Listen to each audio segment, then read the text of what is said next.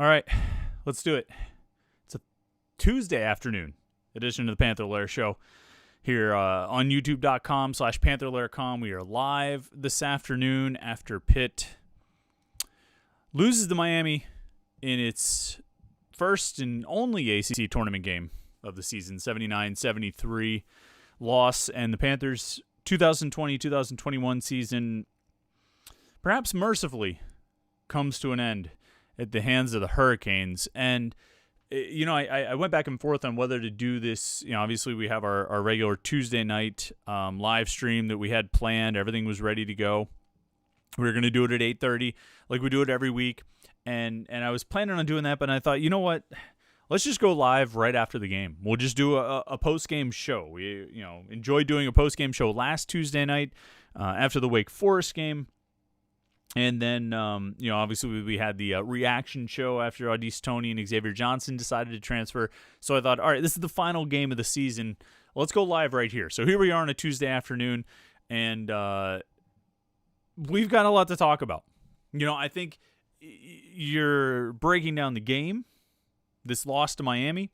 You're looking at this season as a whole, and you're looking at the season to come. And those last two things, I mean, reflecting back on this past season and looking ahead to next season, I think are things we're going to do a lot over the course of the next few weeks, the next few months, particularly as Jeff Capel works to build a roster and put together a team for next season. He's obviously got players coming back, but he's going to have at least 4 openings to fill. So, I mean, you're going to have a third of the roster turned over for next season, or at least a third of the roster is going to be new players and guys that weren't on the team this year. And that's really just the starting point of 4 openings, 4 scholarship openings. So you're going to have room to rebuild this roster, and how Jeff Capel goes about doing it is going to go a long way, obviously, in what Pitt is next year.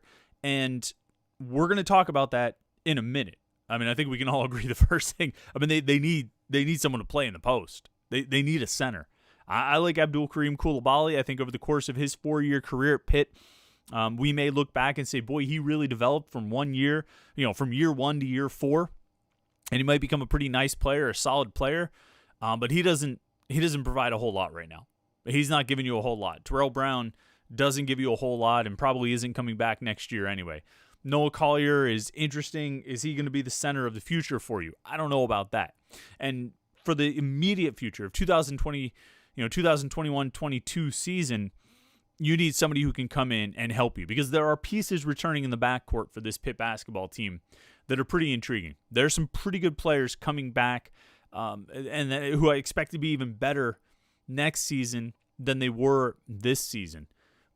But you need a big man, because there aren't, and I'm getting sidetracked here. I want to talk about this Pitt-Miami game, and we'll get into it in a second. Let me say this. It's not like every team in the ACC can take advantage of Pitt's lack of size and lack of post presence. Not every team in the ACC can take advantage of it.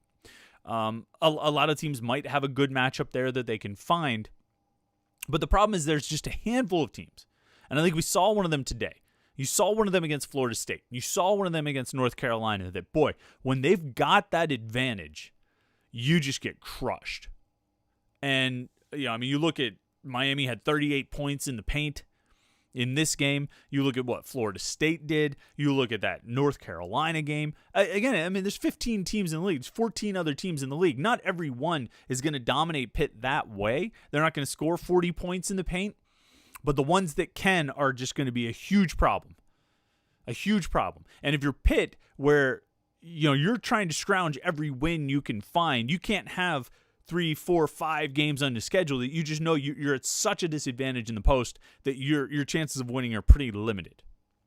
But we're getting sidetracked. Let's start with this game. Let's start with the top of the show, right? This is the Panther-Lair Show, live on a Tuesday afternoon. Chris Peak from Panther-Lair.com talking with you today, trying to make sense of this game and this season. And, we go live to have the conversation and get the comments and, questions in there. And,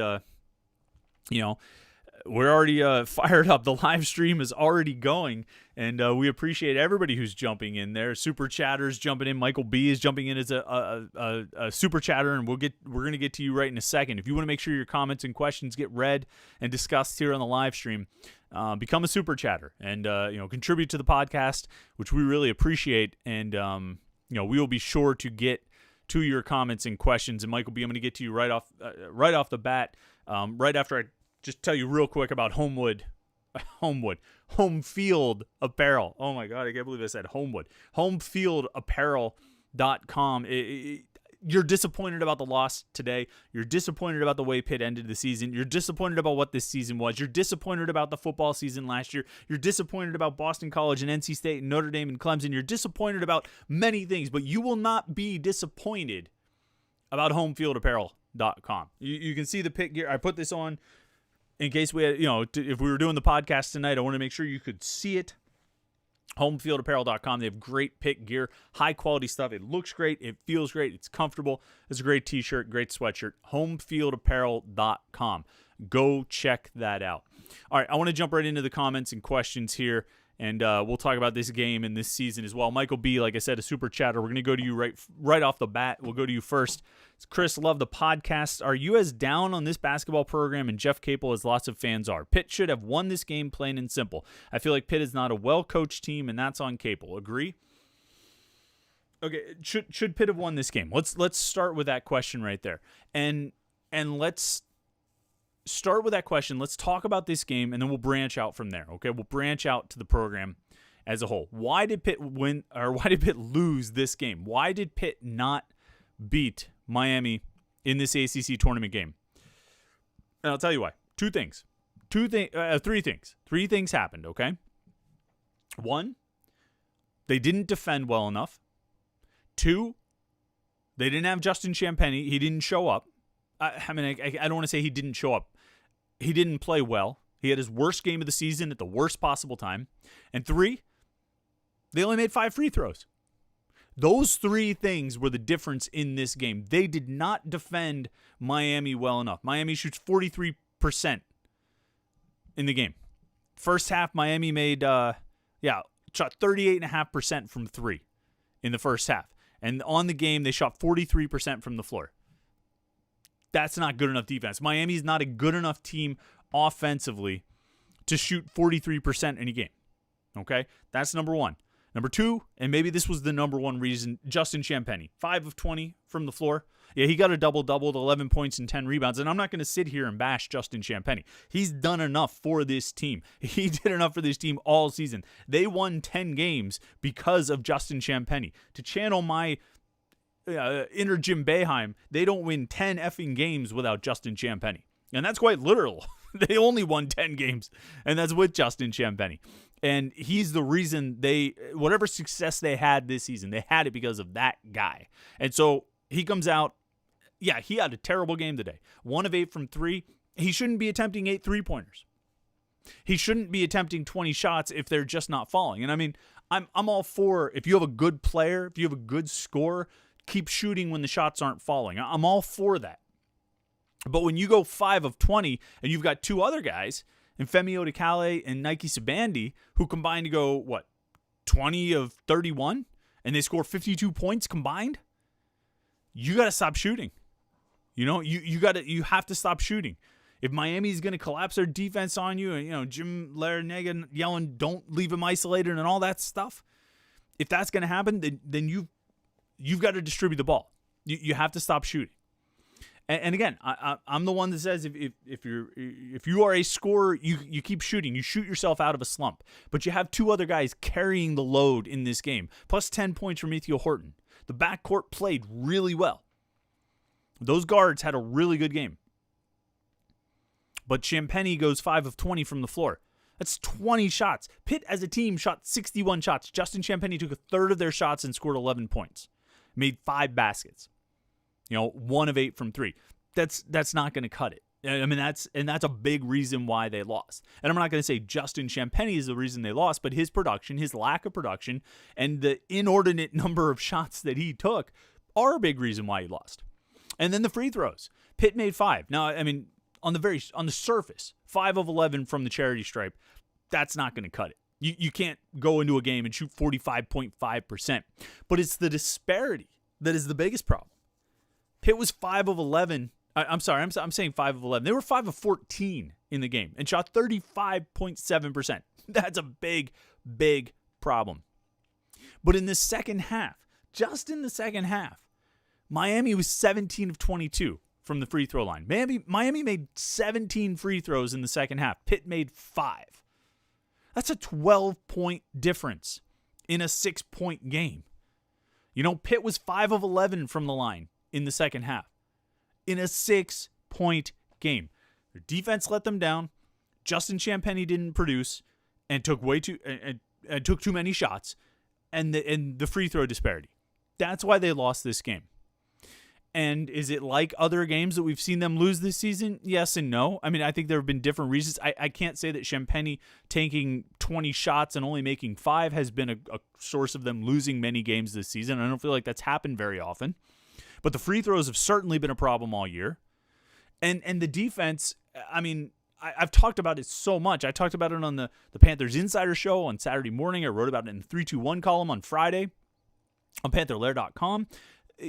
Defense has been a key for this team this season. Defense has been one of their hallmarks.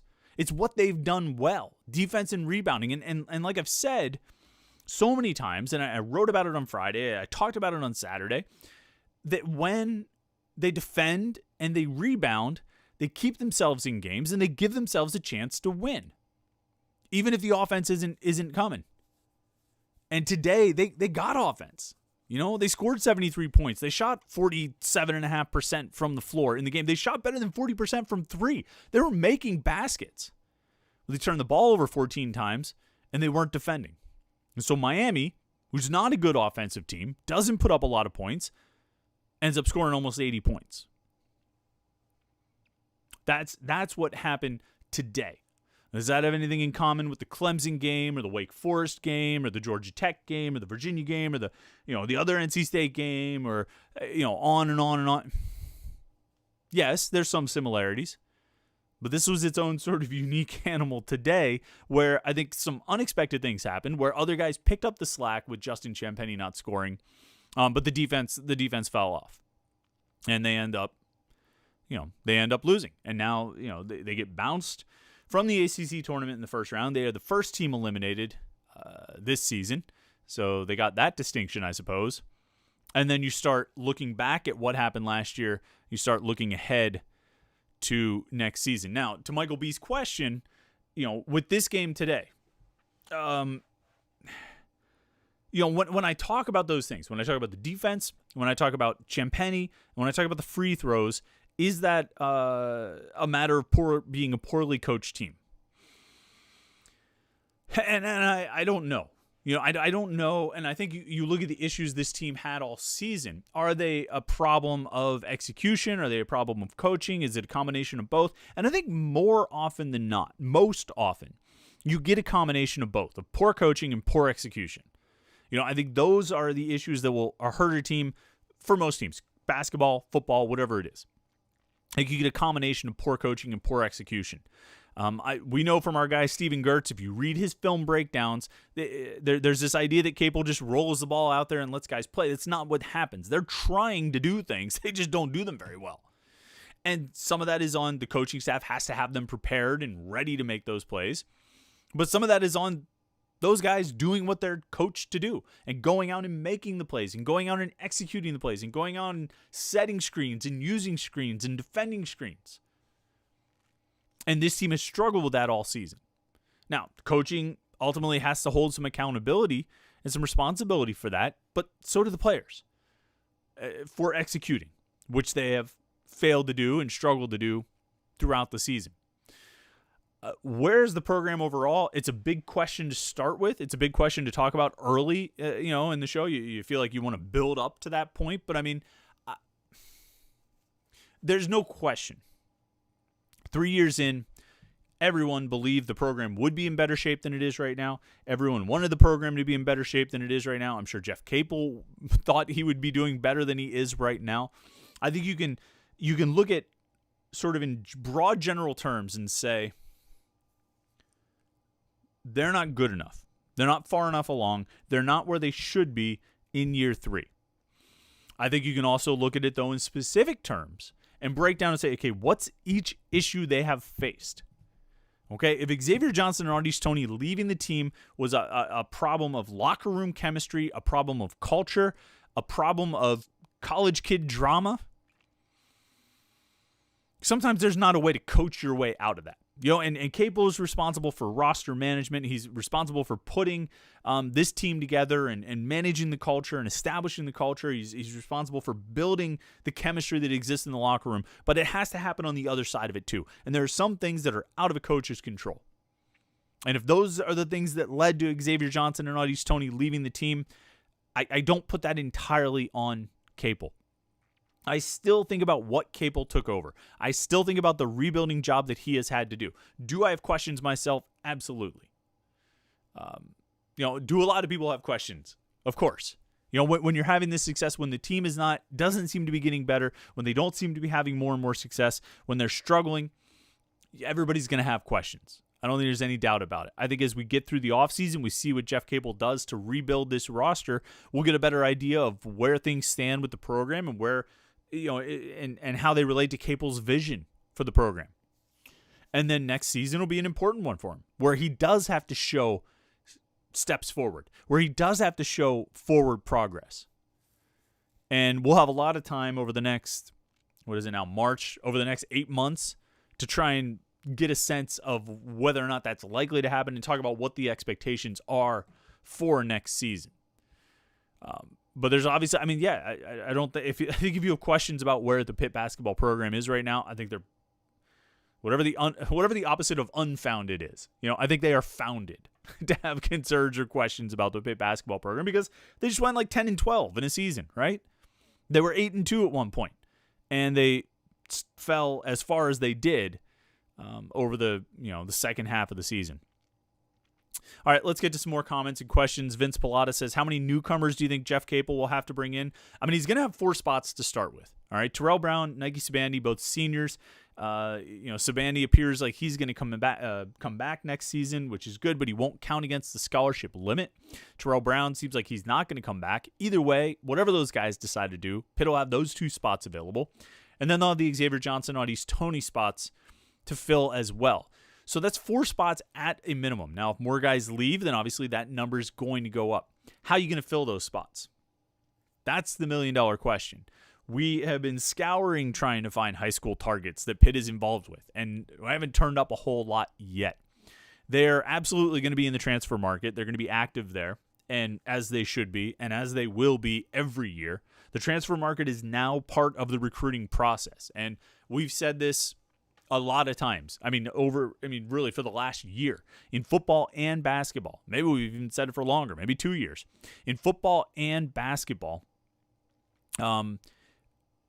the transfer portal and the transfer market are part of the recruiting process. When you're thinking about roster construction for the coming season, you're thinking about the high schoolers you're going to recruit, and you're thinking about the transfers you're going to get, and you're spending a lot of time in both of those areas. Transfers are not an afterthought. Transfers are not a luxury. They're not the cherry on top of a recruiting class. They're part of the recruiting class.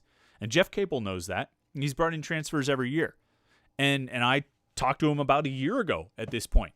We had Trey McGowens and Ryan Murphy transfer out. I forget if he had any transfers lined up yet. I don't think he had Nike Sibande lined up yet. But obviously the previous year he brought in Ethiel Horton and Eric Hamilton. And I asked him, I said, you've had transfers leave every year. You've brought in transfers every year. Is this just sort of part of the process of building the program, or is this what, roster management is in 2020?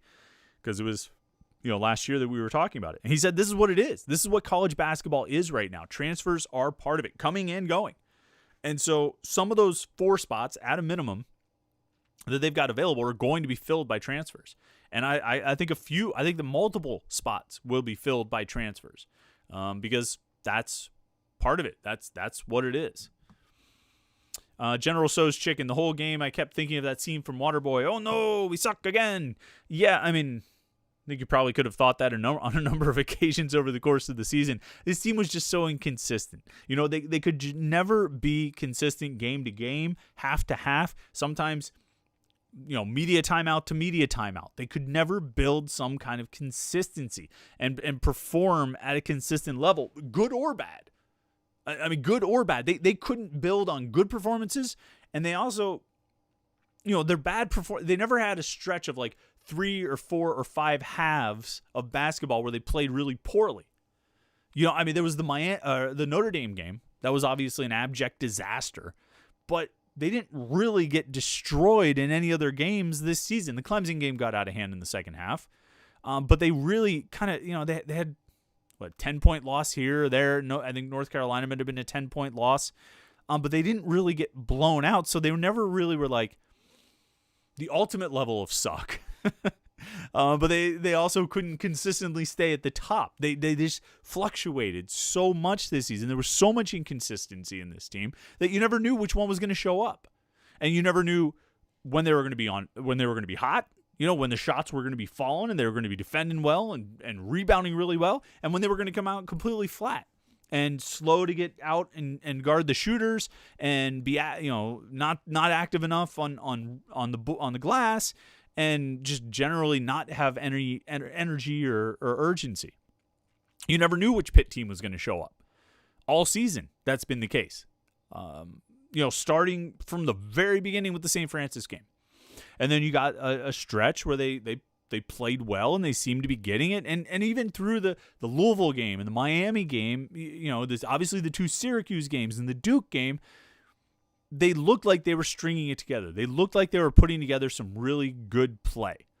And then it was so inconsistent after that. And maybe some of that is tied to the locker room issues. Maybe some of that is tied to the culture and the chemistry. Issues that obviously have to be resolved and improved and solved. I say resolved. They need to be solved heading into next season. Josh Newark says, man, what a rough year. Do you think positive and say Femi made you forget about Xavier Johnson, or do you look negative and big picture that 2 players quit and the program is stuck in mediocrity? Yeah, Josh, all of them. I think I would absolutely look. You can come out of this season, you can come out of this game today and say Femi Odikale, Nike Sabandi are 2 damn good guards. Damn good guards that you bring back next season. Odikale playing as a sophomore after a full year of college practice and conditioning, heading into his sophomore year, and Nike Sabandi coming back when he's got he's spent all this time at Pitt. Remember, Sabandi got to Pitt and had to deal with all this eligibility crap, and wasn't even able to play for the first half of the season or something like that. Let him settle in and just be part of the team. You've got a dynamite 1-2 pairing there at guard. And even if you want to throw Ethiel Horton into the starting lineup and have those start 3 guards, I mean, you could do that as well. That's an option that's out there for you. I like the idea of Horton coming off the bench to be sort of a spark, knock down a few shots when the offense is lagging a little bit, if he could get a little more consistency in his game. But I mean, Odikale and Sabandi are great building blocks for next season. It's a great place to start. If by some chance you could manage to get Justin Champagnie to come back, I really like the makeup of that roster.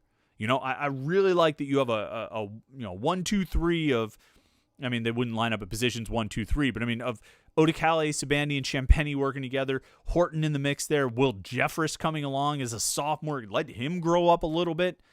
You still have a major problem in the front court. Major problem. And I don't know how you solve that. You need transfers. Transfers are the only solution that Pitt's going to get for the problems in the front court. Maybe if they could get a 5-star center like Efton Reed, and even that looks like the possibility is waning. So you're going to need a big man or 2 to come in here and play in the post. And if Justin Champagnie leaves, you're going to need a 4 and a 5. Noah Collier is coming along. We'll see. But you're going to need a 4 and a 5 from the transfer market if Justin Champagnie leaves. And at the very minimum, you're going to need a 5. There's no question about that. Let's see here. Scrolling down through the questions. Eric Rogers. Chris, I know it's taboo to badmouth Jeff Capel, but when does he become accountable for his results? I don't see a big turnaround next year. Does he have to make progress next year, or does he get a free pass? I don't think he, I don't think Jeff Capel gets a free pass. I don't think it's taboo to badmouth Jeff Capel. I mean, Eric, I think you're on the message boards. You see the comments and discussions on the message boards. A lot of people are questioning Jeff Capel. A lot of people are questioning the direction of the program under Jeff Capel. A lot of people are questioning the progress they didn't make this season and the issues that showed up this season, from the play on the court to the obvious issues off the court. I think lots of people are questioning that. I don't think there's any I don't think it's taboo to badmouth him, and I think he absolutely is accountable for the results. You know, and he would say that too. I think he would be the first one to tell you that even if a lot of the issues come down to the players coming out with the right amount of energy or effort or urgency, if it comes down to execution, those kinds of things, I think Capel will be the first one to tell you that he's the head coach. So that's where it lands. You know, that it ultimately falls to the head coach to be responsible for the program. I don't think he would shy away from that at all. I don't think he would argue about it. I think he would totally be on board for being held accountable for that. Now, does he have to make progress next year? Does he get a free pass? I don't know how long the pass today, the pass, I don't know how long that goes. I think you are getting to a point where you do need to show progress next season, regardless of the roster you're bringing back. I think you are at a point where in year 4, you need to take some steps forward. And what that means, I can't put a number on it. I don't think it means win 20. I don't know if it means win 20 games, make the NCAA tournament, win more than one game in the ACC tournament, or just overall get to the end of the season. You look back and say, well, that team did all right. Maybe they made the NIT. Maybe they fell just short of the NIT, but they were more competitive. They didn't have this drop off in January and February, that we've seen in the last couple years. They seem to progress. They seem to get better. They were better than they were a year ago. I think that's probably what you need to see from Jeff Capel next season, or else he enters year 5 with probably a hot seat. I don't think he enters year 4 with a hot seat. I don't think he goes into next season with his seat being hot, but I do think he could potentially enter year 5, that 2022-23 season, under some pressure if he doesn't show some progress next year. Let's see here. Anthony Tennyson says, I think we found a couple players in Femi and Nike. If coach can find a couple players, a big, a shooter, and a backup point guard. Yeah. Let's see here.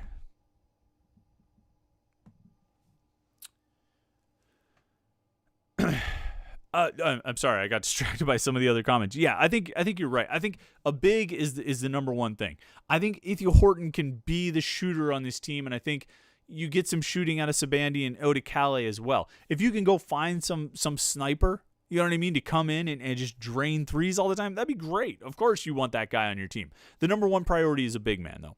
The number one priority is a center. Those are the teams that, or those are the guys that you need to bring in. That's where this roster is lacking the most. That's where they need the most help. And that's where they get exposed the most in bad matchups. And that's that's the biggest problem. Now, if you can go find a shooter, great. You probably do need a backup point guard, whether that's a freshman coming in or a transfer who's willing to play behind Femi Odikale. You've got Femi. I mean, I think Femi looks really good, and you keep him on the roster for next season. He can run your offense, and he can make plays. And I said this on Twitter during the game that if Femi Odikale could get consistent with his free throws and lock those in, I mean, he's going to be a real problem in the ACC for at least the next 2 years, I would think. Because it just at his size, he's willing to distribute, but he can also drive and be physical around the basket. He gets into the paint, and boy, he had one play in the second half. He got into the paint, got turned around, his back to the basket, and kind of looked all around. Did I got anybody open? No. All right. Pivots, goes up, and he gets another one to fall. He's a tough, good point guard. And really just, it's been fun to watch him. And you look, he's started, 4 games since Xavier Johnson left. And I think he's set a career high in points twice now. So he's obviously embracing the spotlight. He's obviously embracing the opportunity that's been presented to him. And he's playing really well with it. And I think that at least, no matter what you want to say about Jeff Capel, whatever you want to say about Pitt basketball right now, that's at least got to provide a little bit of optimism or a little bit of confidence for next season. And that's a positive development. You want to look at this season, what positive developments were there? Femi Odikale is definitely one of them. And I think Nike Sabandi's late season surge is another one. Those are probably the two biggest, actually. And I don't know where you go after that for positive developments over the course of the season. I'm still pretty optimistic, still pretty bullish on Will Jeffress. I think he's going to be really good. He didn't do much at all today. He didn't score. He played 9 minutes. He got 2 fouls. But I mean, we all know the storylines there. I think he's going to be really good. Let's see here. Doug Woods says Georgia Tech, NC State, and Miami today. All games lost because of free throws. Can't have that going forward next year. Yeah, I agree. I don't know how you fix a free throw problem. I mean, it seems to me like the fix is obvious. You have those guys shoot until their fingernails fall out. And if they can't get their, if there are guys that are still shooting below 50% after they shoot a couple thousand free throws, then you pull their fingernails out until they start making them. Well, it might be hard to shoot a basketball with your fingernails pulled out. Maybe pull their toenails out. I mean, do something. I mean, there have to be solutions of how guys can improve as free throw shooters. And we're not talking about like Shaquille O'Neal out here. We're not just talking about Abdul Kareem Coulibaly. We're talking about guards who are shooting sub 50%. And I say these guys should be able to get better, but Brandon Knight was like a career 53% shooter. So maybe some guys just don't make it. 53% free throw shooter. Maybe some guys just don't get better. Josh Newark asks about the public reprimand by the athletic department. He says, thoughts on Jeff Capel's rebuke by the athletic department. Much ado about nothing. Is it foreshadowing that Heather Lyke is growing tired of Jeff Capel? Something else? Yeah, if you didn't see this, after the Clemson game, Jeff Capel let out about 21 games worth of frustration on the officiating that he feels like has been a real problem for Pitt, has gone against Pitt pretty considerably, whether it's technical fouls or guys banging Justin Champagnie and him not getting calls. He finally sort of let it out, and he had been hinting at these things and talking about these things and talking around these things and sort of stopping short of really talking about some of these things all season long. And after the Clemson game, he just let it go and had some choice words, and certainly, he he said some words we're not going to repeat here because this is a family podcast. And then on Sunday night, 9:30 at night, so more than 24 hours after the game had ended, Pitt sends out this weird press release saying that I don't even know, calling it a reprimand. I think it was just in the headline of the email, Pitt issues public reprimand of Jeff Capel. The only quote in the email, in the press release statement, the only quote was a quote of the ACC sportsmanship policy. So it wasn't even a quote from Heather Lyke or anyone in a position of power at the university or the athletic department. Jeff Capel wasn't quoted, and it really didn't say anything. And I thought, boy, this is the strangest thing. What is this? This is a toothless, empty statement. And then the more that I thought about it, I was like, yeah, it really is. There's nothing in this statement. This is, and then the phrase sort of occurred to me, the bare minimum. And that's what that was. It was the bare minimum. And because it was the bare minimum in terms of a public reprimand, the conclusion I have to draw is that it was an either-or situation, where either Pitt reprimands Capel for his comments on the officiating, or the ACC reprimands Capel for his comments on the officiating. And if the ACC reprimands Capel for his comments on the officiating, somebody's paying a fine. So if the option is between the ACC coming down on Jeff Capel and charging him or the university a fine, or Pitt coming out and making a statement about it, however bare minimum they might go, and not having to pay a fine, I think that kind of makes sense in that regard. I don't think Heather Lyke is growing tired of Jeff Capel. I don't think Heather Lyke is, starting to wane in her support of Jeff Capel. I think she's got his back all the way. It would be nice to hear from Heather Lyke that she's got Jeff Capel's back all the way. It would be nice to have a little chat with Heather Lyke and, get her thoughts on the basketball and the football program for that matter. But as far as this goes, I I think it was much ado about nothing. I think, Josh, I think you're right. I think it was basically my take on it, looking at the whole thing, is that it was a way to placate the ACC and get out of being charged a fine. And so they issue a bare bones statement that doesn't really say anything, and the matter's over and concluded, and you can move on. Now, if Capel does it again, then it might not be so easy. You might not be able to get away from the conference that well, but I think that's all it was. Justin E. says, this team is bad next year with or without Justin Champagnie. Unless Jeff Capel adds impact talent, this team is last or second to last in the ACC next year. I don't know. It's going to depend so much on what gets added this offseason. I think you can look at the guys on the current roster. If you look at the players on the current roster, the guys who are coming back, that we believe are coming back, because you really can't rule anything out in terms of transfers, right? If we look at the guys who we believe are coming back, and the ones who we would say, okay, I expect that guy to have a big season, that guy to have a big season, that guy to take a big step forward, that guy to have show some real progress.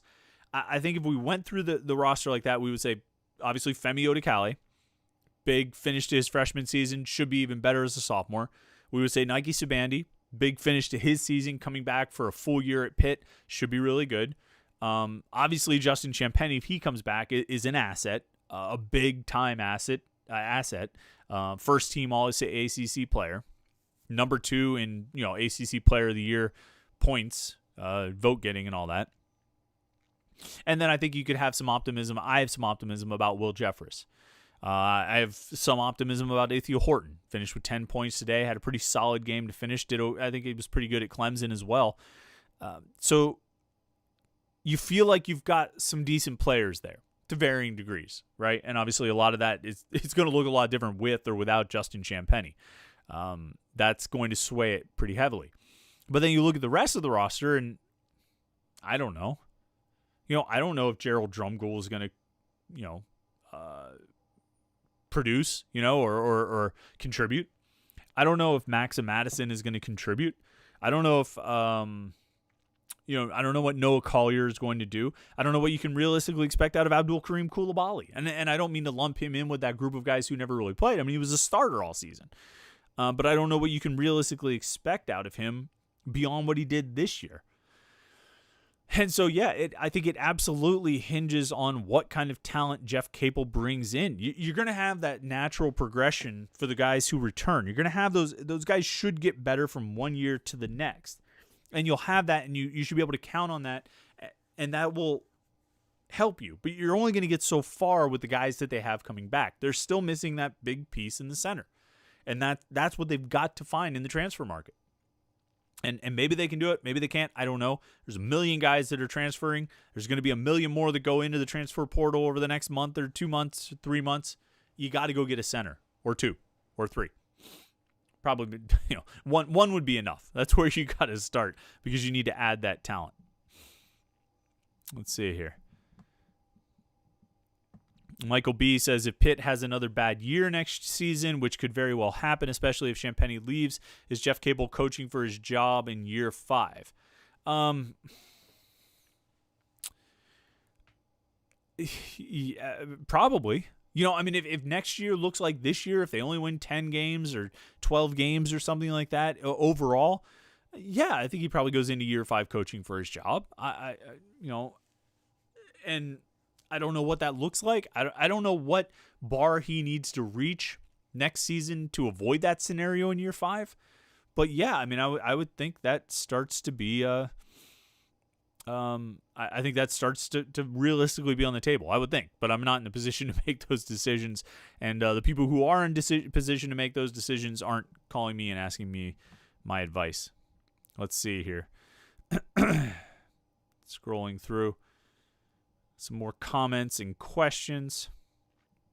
Our guy Steven Gertz, who does incredible work for us, he's going to have some great postseason breakdowns. I can promise you already, because his in-season breakdowns were incredible. And give him some time to really sort through the season and highlight some of the, what guys have done and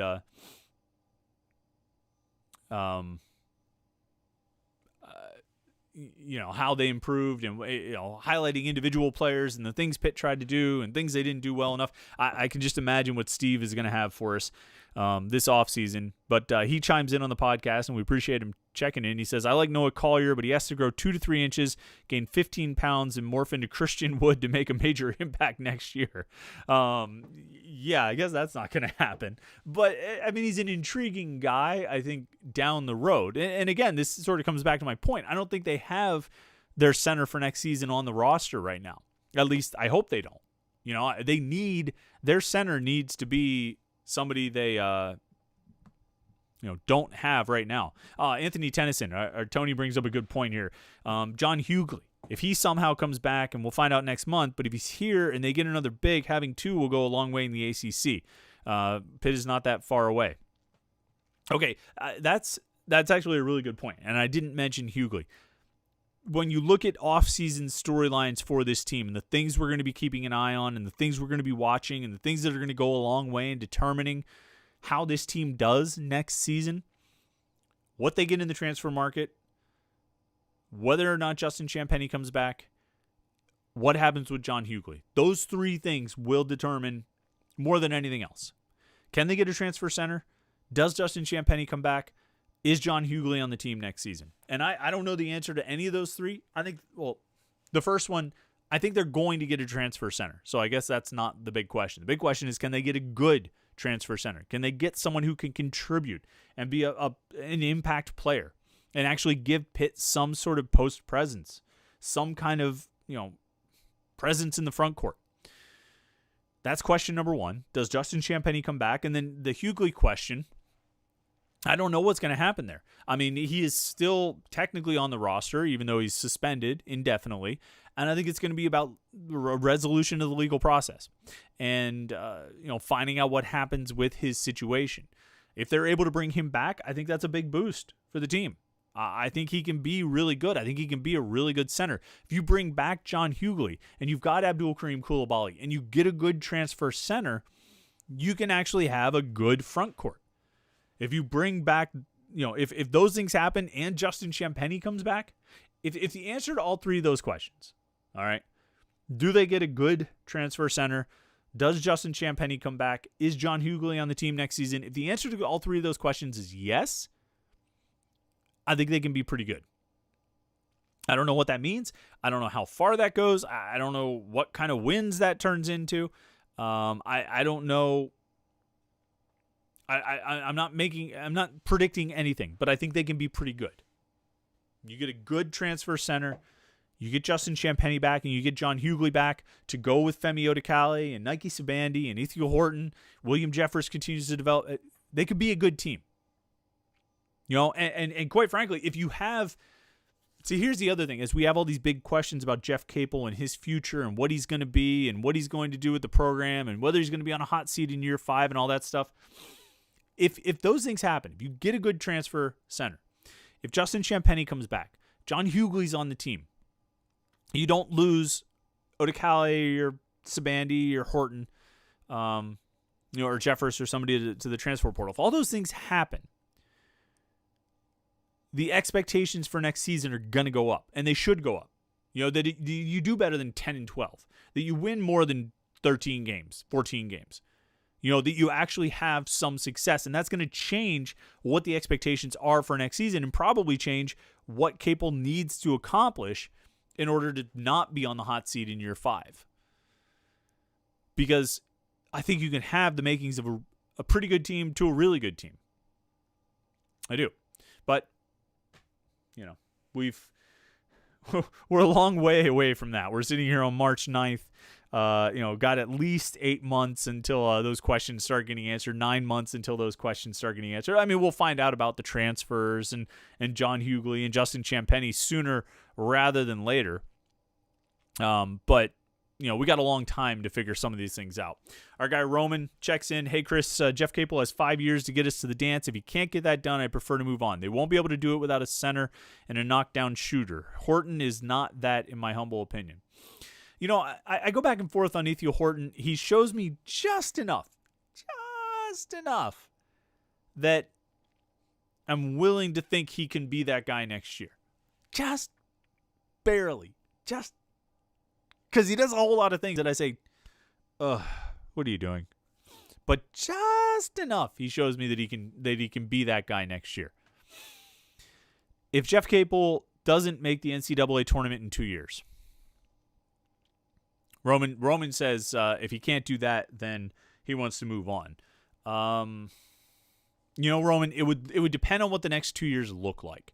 If you can look at the next 2 years and see clear, tangible signs of progress, see the team moving forward, see players developing, see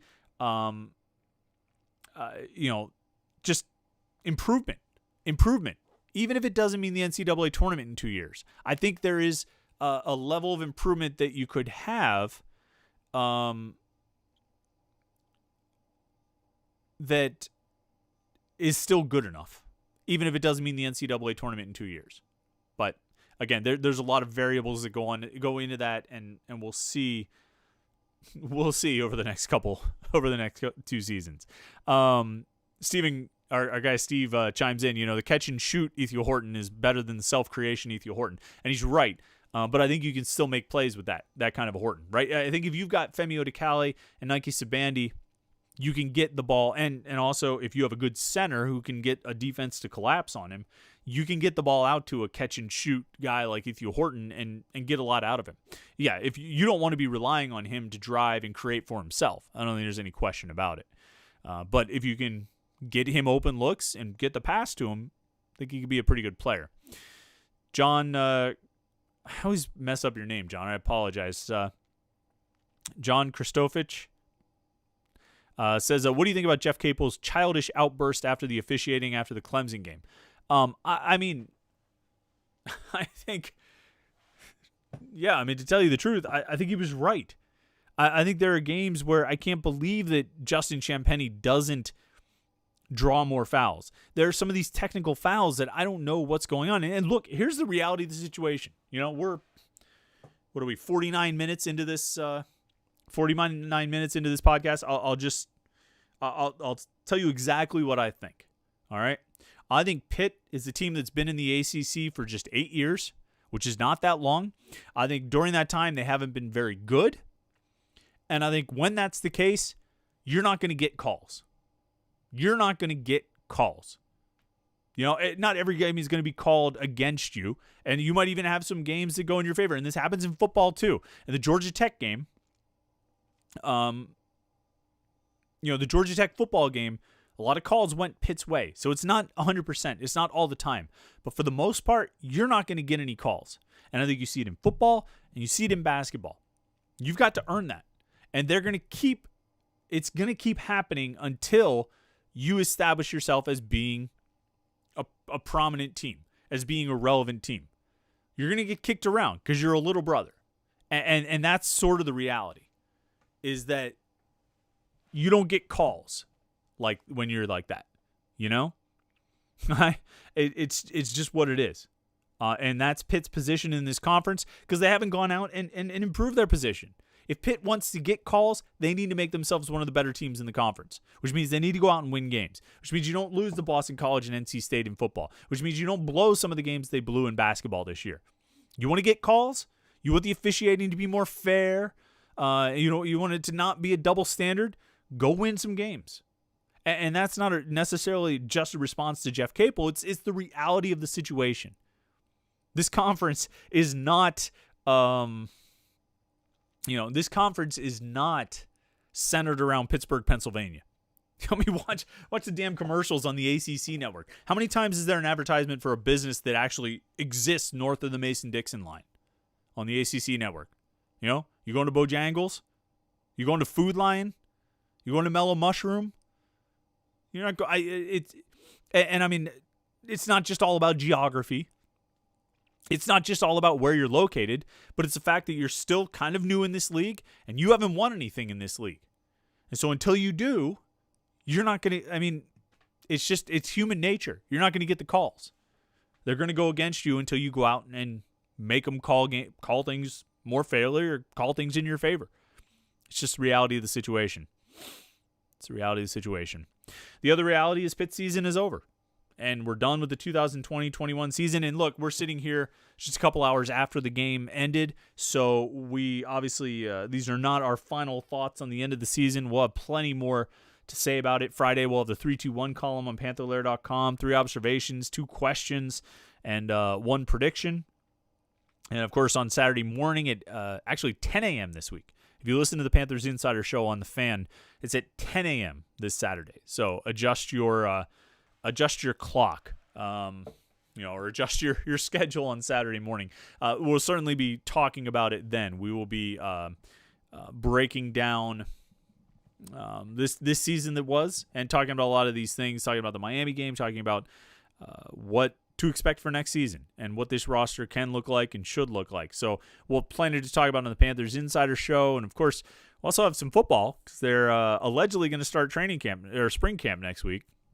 Who knows? They haven't announced any official dates of when that's going to happen, at least as far as a full schedule or anything like that. But, supposedly they're having that, so we'll have plenty to talk about in that regard as well. So keep those things on your calendar. Friday, the 3-2-1 column, plenty more basketball discussion there. Panthers Insider Show on Saturday morning at 10 a.m. Plenty of Pitt basketball discussion there. Our guy Steve Gertz, who's been on the on the podcast here, we really appreciate him watching the live stream and chiming in with some comments and answering some questions from people. He's going to have plenty of content for us over the next few weeks, months. Who knows? Steve is he's an endless reservoir of Pitt basketball content. So he's going to keep producing it for us. We definitely look forward to seeing what he's got. But Pitt season ends with a thud. It was a disappointing season, a frustrating season, an inconsistent season, and there's no reason that the final game of the season should be any different. And that's what it was. It was disappointing, frustrating, inconsistent. And that's Pitt basketball in 2020-2021. We'll see what Jeff Capel is able to do over the offseason as far as building this roster and getting the team ready for next season. Make sure you are ready for next season at homefieldapparel.com. Come on. Look at that rock on that shirt, huh? You know you want that. Homefieldapparel.com. Go check their Pitt stuff out. It's awesome.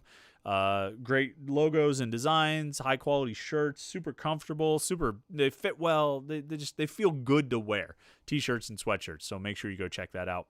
Homefieldapparel.com. And then, of course, the website Panther-Lair.com, Pittsburgh.rivals.com. It's the most comprehensive source of Pitt sports news on the internet. Football, basketball, recruiting. You can find it all at Panther-Lair.com. We will see you there on the message boards. Thanks everybody who chimed in on the live stream here and watched us. Thanks for listening to the podcast later in the week if that's when you tuned in. And thanks for following along this season. We'll be back with another podcast next Tuesday night at 8:30, talking all things in Pitt sports here on the Panther-Lair Show. Thanks, and we will talk to you again soon.